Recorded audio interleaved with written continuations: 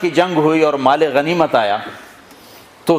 جانور بھی آئے تو اس میں یہ گدھا بھی تھا، تو یہ آگے بڑھ گیا، کہا یا رسول اللہ، اور مال آپ تقسیم کر رہے تھے، گھوڑے اونٹ تقسیم ہو رہے تھے، گدھے خچر، تو یہ آگے بڑھ گیا، کہا یا رسول اللہ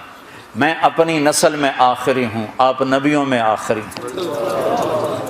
میرے نسل پر نبیوں نے سواری کی،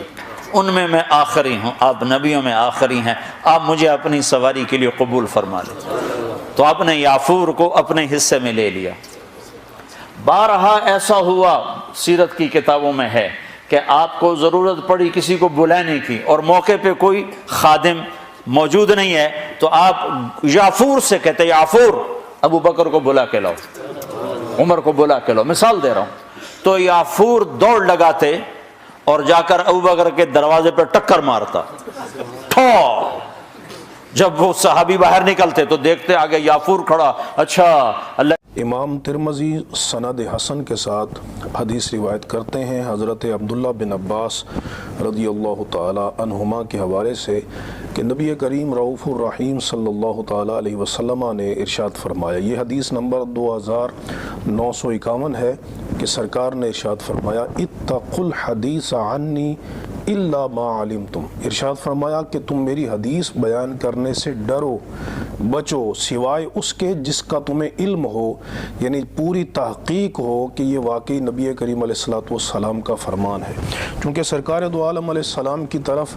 کوئی موضوع من گھڑت یا جھوٹی بات منسوب کرنا یہ کوئی عام جرم نہیں، یہ کبیرہ گناہ ہے بلکہ اکبر الکبائر ہے، چونکہ اس پر نبی کریم علیہ السلام نے وعید ارشاد فرمائی ہے، اور یہ حدیث معنن متواتر ہے کہ من کذب علی متعمدا فلیتبوا مقعدہ من النار، کہ جو مجھ پر جان بوجھ کر جھوٹ باندھے گا تو اس کا ٹھکانہ جہنم کی آگ ہے۔ تو سرکار دو عالم علیہ السلام کی طرف بہت ساری جھوٹی روایات منسوب کی گئیں، ان میں ایک روایت یہ ہے جو بھی طارق جمیل صاحب بیان کر رہے تھے، یافور گدھے کی روایت۔ یہ روایت صرف طارق جمیل صاحب نے بیان نہیں کی بلکہ یہ بہت زیادہ مشہور روایت ہے، بہت سے خطباء واعظین اس روایت کو بیان کرتے ہیں۔ تو تحقیق یہ ہے کہ یہ روایت موضوع ہے، من گھڑت ہے، اس روایت کو بیان کرنا جائز نہیں ہے۔ بڑے بڑے علماء نے اس روایت کی تردید کی ہے اور کہا کہ یہ اسلام کے ساتھ مذاق ہے۔ یافور جو گدھا تھا اس کے متعلق یہ بیان کیا جاتا ہے کہ اس گدھے نے نبی کریم علیہ السلام کی خدمت میں یہ کلمات کہے کہ مجھ پر میرے جو آبا تھے ان کی پشتوں پر نبیوں کے سوا کسی نے سواری نہیں کی، لہٰذا میں اپنی نسل میں سے آخری گدھا ہوں تو آپ نبیوں میں آخری ہیں، لہٰذا آپ میرے اوپر سواری کریں۔ اور پھر یہ بیان کیا جاتا ہے کہ وہ لوگوں کے گھروں میں جا کے دستک دیتا تھا اور لوگوں کو بلا کے لے کے آتا تھا، اور پھر جب حضور صلی اللہ علیہ وسلم کا وصال ہوا تو اس نے حضور کے وصال کے صدمہ میں اپنے آپ کو ایک کنویں میں گرا لیا اور خودکشی کر کے وہ گدھا وفات پا گیا۔ تو یہ روایت جھوٹی ہے، من گھڑت ہے، عقلی طور پہ بھی من گھڑت ہے اور نقلی طور پر نقلی دلائل کے ساتھ بھی یہ من گھڑت روایت ہے۔ عقلی طور پر اس طرح کہ گدھے کو کیسے معلوم ہوا کہ اس کے آبا جو تھے وہ نبیوں کی سواری تھے، یہ کیسے معلوم ہوا؟ جبکہ حضرت عیسیٰ علیہ السلام اور نبی کریم علیہ السلام کے مابین 600 سال کا فاصلہ ہے، 600 سال، اس دوران میں کوئی نبی بھی نہیں آیا، تو اس گدھے کو یہ غیب کی بات کیسے معلوم؟ غیب کی بات تو ایک عام بندے کو معلوم نہیں ہوتی۔ ما کان اللہ لیطلعکم علی الغیب ولکن اللہ یجتبی من رسلہ من یشاء۔ تو یہ صدیوں پہلے کی بات کیا اس گدھے نے کسی کتاب میں پڑھی تھی یا اس کے پاس کوئی ذریعہ تھا؟ لہٰذا یہ بات منسوب کرنا یہ اسلام کا مذاق بنانے کے مترادف ہے۔ اور تحقیق یہ ہے کہ وہ جو یافور گدھا تھا وہ نبی کریم علیہ السلام کے وصال کے وقت زندہ ہی نہیں تھا۔ چنانچہ میں آپ کے سامنے صحیح بخاری پیش کرنے لگا ہوں۔ اس صحیح بخاری میں حضرت سیدہ عائشہ صدیقہ رضی اللہ تعالیٰ عنہ بلکہ حضرت جویریہ وہ بیان فرماتی ہیں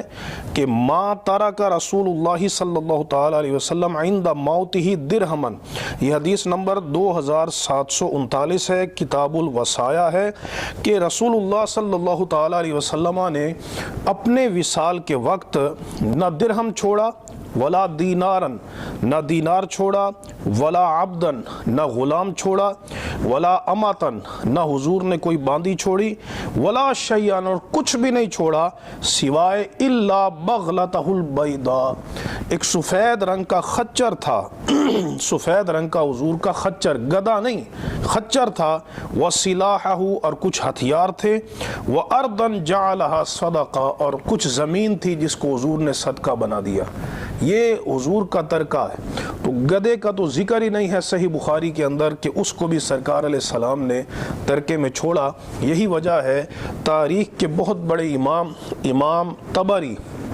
امام ابو جعفر محمد بن جریر الطبری المتوفى 310 ہجری، آپ نے یہ بات بیان کی ہے،